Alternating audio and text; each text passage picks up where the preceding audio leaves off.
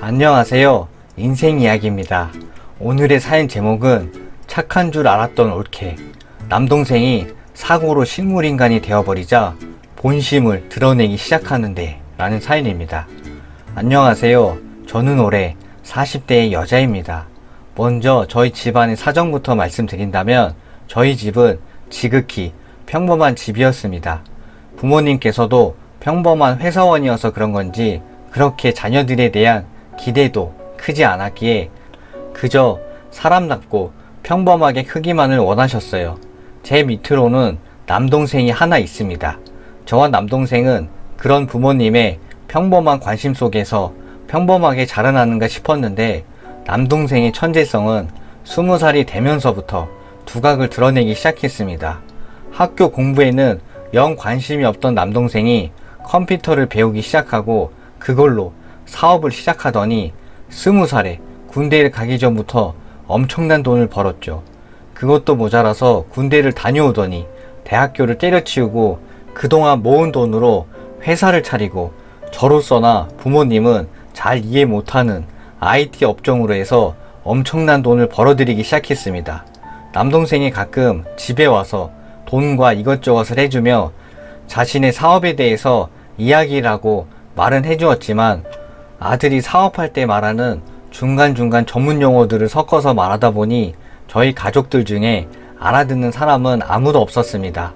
20살이 되던 때에 남동생의 목표가 수백억을 벌어서 부자 백수처럼 살고 싶다는 말에 아버지께서는 저한테 말씀하시길 그래 목표도 좋지만 1억이라도 벌어놓고 그런 소리 하라며 무시하는 말투로 말씀하시긴 했지만 단 몇 달도 안 돼서 정말 수억이나 벌어온 남동생을 보고 집안에서는 할 말을 잃었었죠. 그렇게 남동생은 평범하지 않았고 남들과는 뭔가 다른 천재였습니다. 그리고 돈을 버는 것도 그냥 자신이 하고 싶은 걸 하면서 돈을 벌게 되었던지라 일정 이상 돈을 벌고 아들에게는 돈에 별로 관심이 없었는지 저희 가족들에게 집도 한 채씩 사다 주었지만 설령 본인은 차 한 대도 없이 그저 오피스텔과 회사를 오가며 일만 하던 일벌레였죠. 사실상 20살 이후부터는 남동생이 저희 집안의 가장과 같은 존재였습니다. 그렇게 시간이 흘러 저도 나이가 차서 결혼을 하게 되었고 그때도 남동생이 신혼집과 결혼식비까지 누나 혼수하라며 싹 다 지원해줬을 정도였으니까요. 그러던 남동생이 어느 날 결혼할 여자라며 자기 여자친구를 데려왔습니다. 남동생은 대학을 중간에 그만뒀기에 고졸이었거든요. 그런데 여자친구는 소위 말하는 스카이 출신의 여자더군요. 회사를 다니고 있다던 남동생의 여자친구는 저희 눈에 보기에는 아주 화려하고 똑부러지는 성격의 여자였습니다. 저희 집에서야 남동생이 가장과도 같았으니 뭐라고 말할 게 뭐 있을까요? 여자친구의 집안도 좋고 학교도 명문대에 나왔고 회사도 대기업 다니는 남동생의 여친을 평가한다기보다 오히려 주눅이 좀 들었을 정도였죠. 워낙 남동생이 그동안 잘해온 것도 있었기에 그냥 사업도 잘하더니 자기 결혼도 알아서 척척 잘하는구나 싶더군요. 그렇게 남동생은 올케와 사귄 지 1년 반 만에 결혼을 하게 되었고 부끄럽게도 저희 집에서는 도와준다고 해봐야 남동생한테 다 받은 것들이라 그저 모은 돈들로 해서 4천만 원을 남동생한테 줬습니다. 남동생 입장에서는 자기가 준 돈 그대로 돌려받는 느낌이었겠지만 그런 건 티 안 내고 정말 고맙다며 열심히 살겠다고 하더군요. 그렇게 결혼하고 나서 8년이란 세월이 흐르는 동안 정말 아무 문제 없이 행복한 가족이었습니다. 명절 때마다 꼬박꼬박 내려와서 부모님께 효도하고 가끔씩 해외여행을 남동생이 모든 가족들 비행기표 끊어서 가자고 할 때면 저희 부부는 평범한 셀러리맨 부부라 남동생은 우리의 사정 다 안다면서 비행기 값만 내고 참석하며 살았었어요. 올케는 내내 그런 게 좀 불만스러워 보였지만 어차피 자기 돈도 아니니 그냥 참는 것처럼 보이더군요. 그런다고 저희가 염치 없이 필요할 때마다 남동생한테 요구한 적은 태어나서 단 한 번도 없었습니다. 그저 누나가 되어서 남동생이 도와줄 때마다 미안할 뿐이었죠. 하지만 행복은 그렇게 길지 못했습니다. 남동생이 어느 날 교통사고를 당해서 혼수 상태에 들어갔다는 겁니다.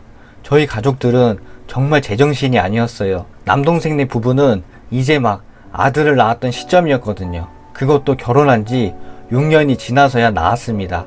자세한 사정은 모르지만 올케가 회사 자리에 대한 욕심이 많아서 그랬다고만 얼핏 들었어요. 늦게나마 아이도 갓 생겼는데 남동생에게 이런 큰 사고가 생길 줄은 아무도 몰랐습니다. 그리고 남동생은 식물인간이 될 수 있다는 말까지 나왔습니다. 그 이후 여러 차례 수술까지 진행되었으나 결국 남동생은 식물인간 판정을 받았습니다. 올케는 회사까지 그만두고 아들을 돌보았고 저희 가족들은 그런 올케에게 너무 미안함을 느꼈습니다. 그러던 어느 날부터 올케는 동생의 회사를 대신해서 운영하였고 그 모든 회사 지분을 올케가 가지게 되었습니다. 사실 저희도 잘 몰랐기에 올케가 아니면 회사를 운영할 수조차도 없었거든요. 실제로 동생이 운영을 하면서 회계나 몇몇 일들은 올케가 회사 마치고 간간히 도와주면서 나중에 공동으로 운영하려고 준비를 하고 있었다더군요. 그렇게 올케는 남동생의 회사를 장악하게 되었고 얼마 지나지 않아 명절조차도 회사 일로 바쁘다며 찾아오질 않았고 조카는 돌보미 아줌마에게 맡겨서 돌본다는 이야기만 들었습니다. 그렇게 시간이 흘러 2년에 가까운 시간이 흘렀고 동생의 병실에는 항상 간병인만이 있을 뿐 올케가 언제 왔다 갔냐고 물어봐도 전화로만 통화했지 실제로 본 적은 없다고 할 정도였죠. 저는 도저히 참을 수가 없어서 올케를 직접 찾아갔습니다. 회사 마치는 시간이 되어서 내려오던 올케와 올케를 기다리던 한 남자의 애정행위를 보고 저는 순간 큰 충격을 먹었습니다. 올케는 바람을 피우고 있던 거였습니다. 설마 해서 저는 그 둘의 뒤를 쫓았고 모텔까지 들어가는 모습을 보게 되었습니다. 결국 다음날 그 사실을 올케에게 밝히고 당장 이혼하라며 소리치며 말하자 올케는 오히려 저보고 당신이 무슨 권리로 나보고 이혼하라고 말을 하냐며 어차피 남편이 저렇게 식물인간이 되었고 설령 식물인간이 안 되고 죽었어도 이 회사는 어차피 내게 되는 거라고 당신과 시부모가 권리를 행사할 수 있는 건 하나도 없다며 적반하장스럽게 큰 소리를 떵떵 치더군요. 그리고 따지고 보면 자기도 젊은 미망인이 된 거니 다른 남자 만나서 결혼한 것도 아니고 그저 기분 좀 잠시 푸른 거 가지고 이딴 식으로 나오면 정말 곤란하다면서 말을 하는 올케의 충격적인 이중성에 저는 너무 화가 나 남동생이 식물인간이 된 점을 토대로 이혼 소송을 청구했습니다. 그러나 변호사님은 이혼은 아무래도 힘들 거라고 말씀을 하시더군요. 판례도 이미 있고 남동생이 아내의 부정행위로 인해서 이혼을 원한 건 식물인간이라 의사를 알 수가 없으니 이혼이 안 되면 모든 재산은 사실상 올케가 모두 가져가는 게 맞더군요.